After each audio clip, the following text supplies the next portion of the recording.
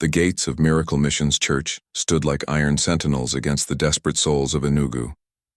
Behind those towering walls lay the most terrifying rule ever imposed upon worshippers. All eyes must remain shut during prayers or face death. No. One questioned it. No one dared. Children were banned from entering. Even crying babies were turned away at the gates.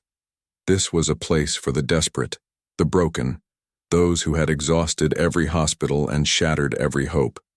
The rule was simple yet absolute. The tighter you shut your eyes, the faster your prayers would be answered, and the miracles. Oh, the miracles were undeniable. Blind women danced out of the church with perfect vision. Barren mothers carried triplets in their arms. The dead rose from their stretchers, gasping for air as life flooded back into their bodies. Thousands testified to the power of blind faith, literally. But those who dared peek, they vanished. Some lost their sight permanently. Others died under mysterious circumstances that sent chills down the spines of anyone who heard the whispered stories.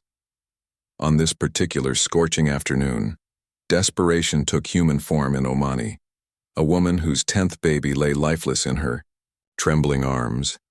She had run from the hospital, her bare feet bleeding on the hot pavement, her traditional wrapper soaked in sweat and tears.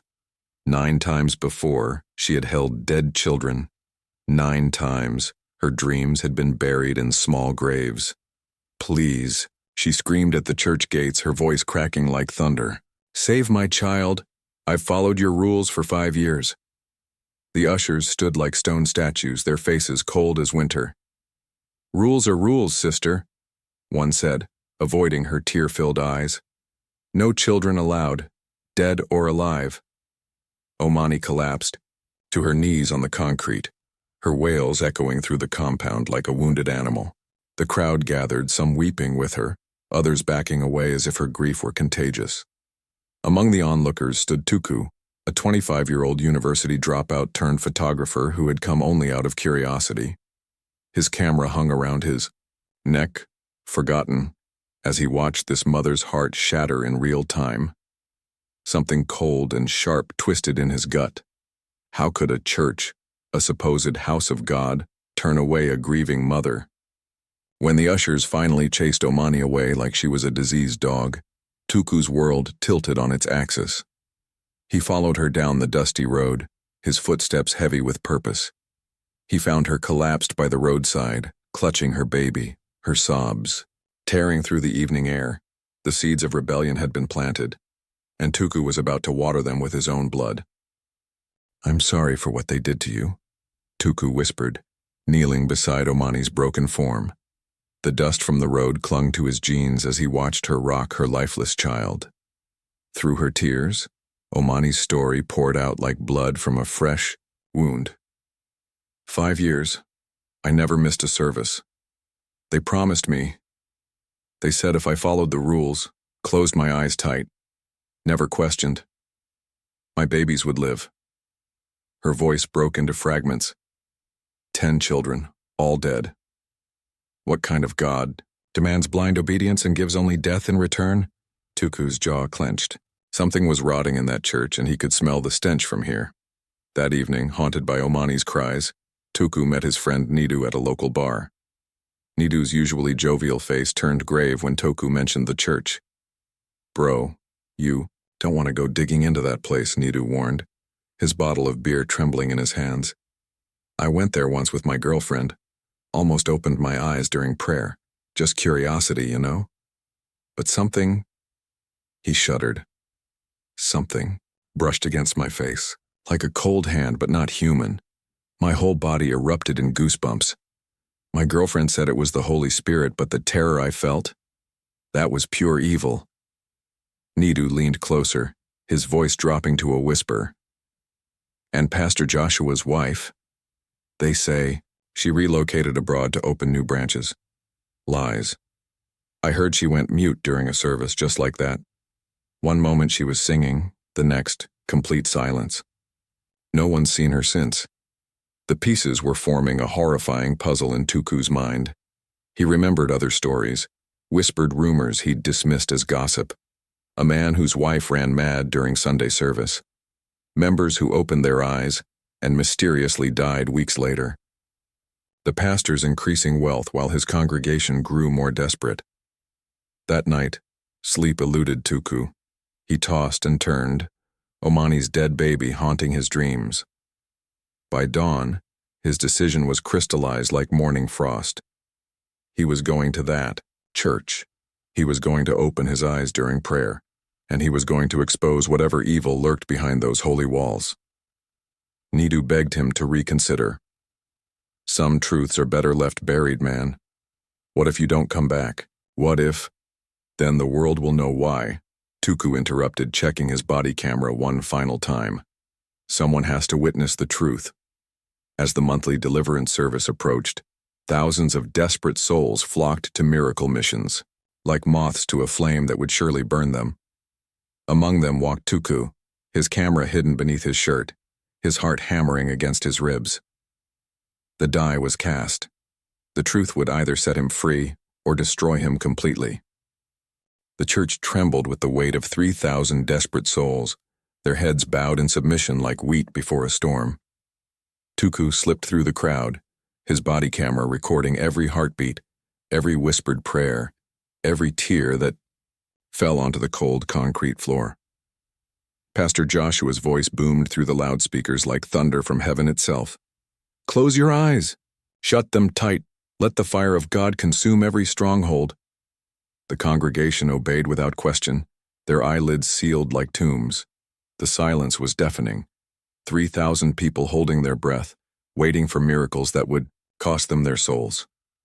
Touku's hands trembled as he sat in the middle section, surrounded by believers whose faith would soon become their curse. His eyes fluttered shut with everyone else's, his heart pounding so loud he feared it might give him away. Then, like a man stepping off a cliff into darkness, Touku opened his eyes. For a moment, nothing. The church looked normal. Pastor Joshua, at the altar, hands raised toward heaven, the congregation in peaceful prayer. But within seconds, reality shattered like glass hitting concrete. The altar twisted and writhed as if alive. Dark, grotesque beings materialized from the shadows. Creatures with elongated limbs, hollow eye sockets, and mouths that seemed to swallow light itself. They floated above the crowd like vultures circling carrion. And Pastor Joshua, the man of God, was bowing to them in reverence. Touku's camera captured it all as his blood turned to ice. The creatures were feeding. Their spectral heads were attached to worshippers like parasites, draining streams of light, life essence, from their unsuspecting victims. The people groaned softly, thinking it was the Holy Spirit, unaware that their very souls were being devoured. To his left, a pregnant woman sat with her hands raised in worship, her swollen belly moving gently with her unborn child. One of the beings hovered over her, its thin, dark arm piercing through her stomach like a hand sliding into water. The woman didn't flinch. Her eyes remained closed, her lips moving in silent prayer as the creature fed on her unborn baby. Touku bit down on his tongue to stop himself from screaming. The metallic taste of blood filled his mouth as he watched the systematic harvesting of human souls. This wasn't worship. It was a slaughterhouse. His body shook violently as he tried to process the horror before him. Every miracle had been paid for with stolen life force. Every healing had required a sacrifice. The church wasn't a house of God. It was a feeding ground for demons. Unable to bear another second, Touku squeezed his eyes shut, praying to the real God for protection. But the moment his eyelids closed, something sinister began to happen. His voice vanished. Not gradually, instantly, as if an invisible hand had reached down his throat and stolen his vocal cords. He tried to scream to warn the others, but only silence emerged from his moving lips. A wave of dizziness crashed over him like a tsunami. The world spun violently, colors bleeding together, sounds fading to whispers. His body felt like it was dissolving piece by piece until darkness swallowed him whole. The hunter had become the hunted, and the real nightmare was just beginning. Touku's eyes snapped open to the familiar ceiling of his bedroom, but nothing felt familiar anymore. His body was drenched in sweat that felt like ice against his burning skin. For a terrifying moment, he wondered if the church, the demons, the pregnant woman, if it had all been some twisted nightmare born from guilt and fear. Then he tried to speak. His lips parted, his throat worked, his lungs pushed air through his vocal cords. But no sound emerged. Not even a whisper, not even breath. Panic erupted in his chest like a grenade detonating. He stumbled to the mirror, expecting to see his throat torn open, his mouth sewn shut, anything to explain this impossible silence. But his reflection stared back, perfectly normal except for the terror in his eyes. He tried to scream. Nothing. He tried to whisper his own name. Nothing. The silence was absolute, suffocating, like being buried alive in cotton. Frantically, he searched his pockets for his phone, but his fingers found something else instead, a piece of paper that hadn't been there before. The handwriting was elegant, flowing, definitely not his own. 12 Covenant Street. Ask for Elijah. How had this gotten into his pocket?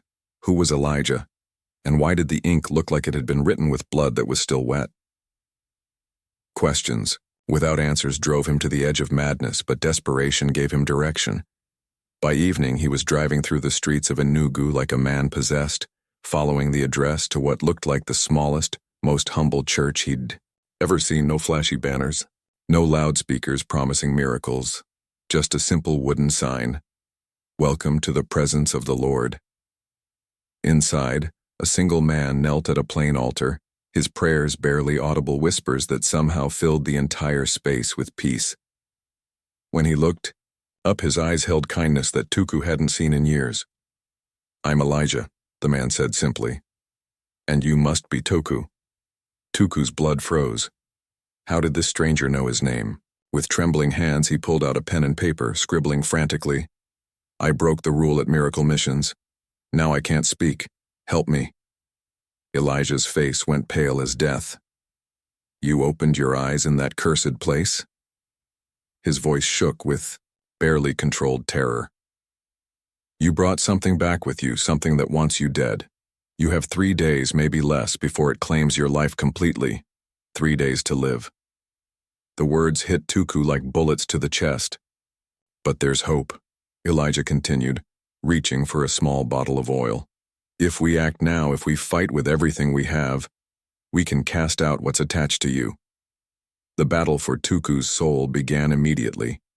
Elijah anointed his forehead with oil that burned like liquid fire and began praying with an intensity that made the air itself seem to vibrate. Touku's body temperature spiked beyond anything human, sweat pouring from him like he was melting from the inside out. Hours passed like centuries.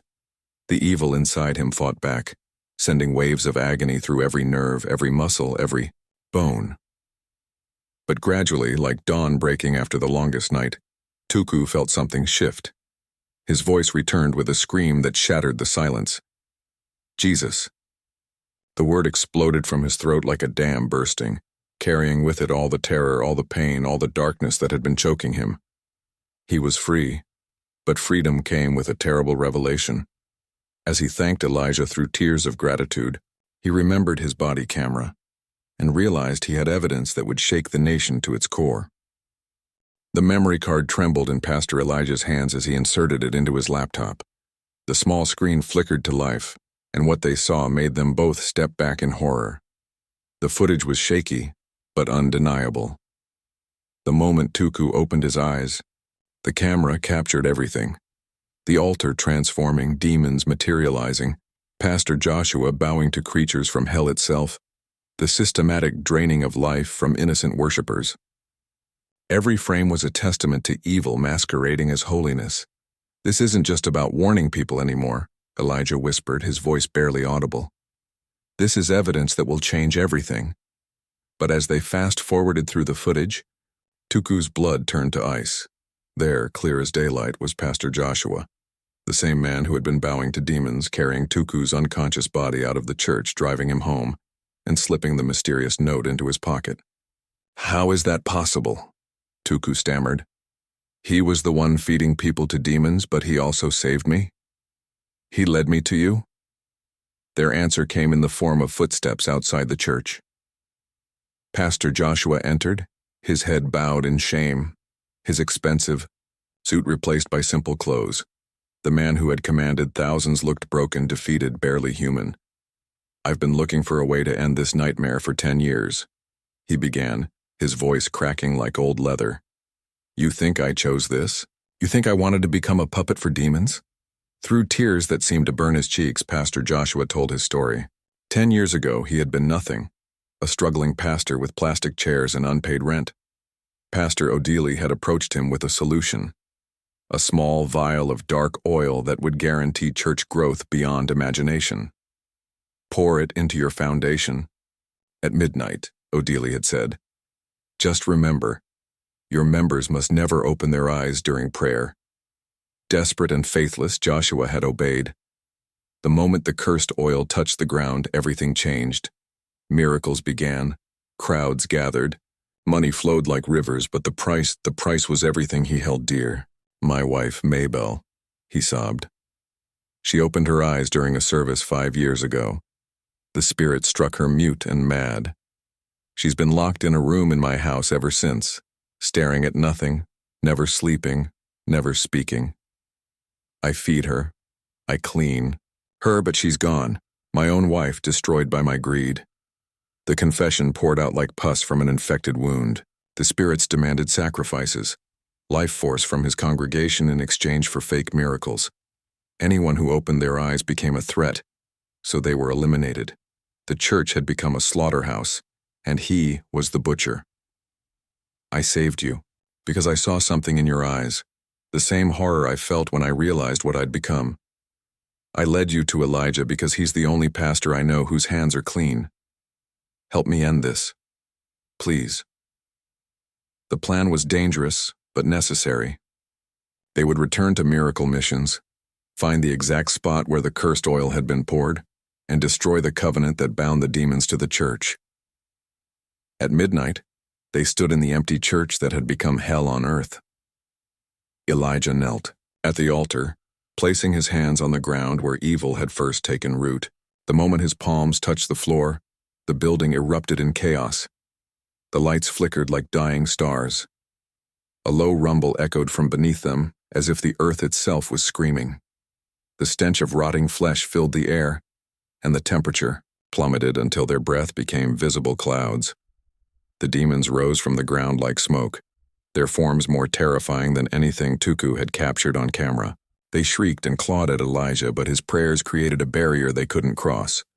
Word by word, verse by verse, he banished them back to whatever hell they had crawled from. The covenant was broken.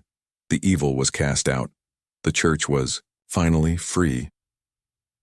Pastor Joshua surrendered himself to the authorities who arrived at dawn. The footage from Touku's camera was broadcast on national television, sending shockwaves across Nigeria and beyond. Thousands came forward with their own stories of strange experiences at miracle missions, stories they had been too afraid to tell. Mabel, Pastor Joshua's wife, began speaking again as sanity returned to her hollow eyes. She stumbled from the room where she had been imprisoned for 5 years, blinking in sunlight that seemed impossible after so much darkness. The church was demolished. The ground was blessed and turned into a memorial garden for those who had lost their lives to deception. But the real victory wasn't in the destruction of evil. It was in the lesson learned by millions. Not every miracle comes from God. Not every pastor is called by him, and desperation should never replace discernment. In a world where darkness often masquerades as light, the greatest miracle of all is the courage to open your eyes and see the truth, no matter how terrifying it might be. The story of miracle missions became a warning that echoed through generations. Keep your eyes open in life, because the enemy thrives where ignorance and blind faith dwell.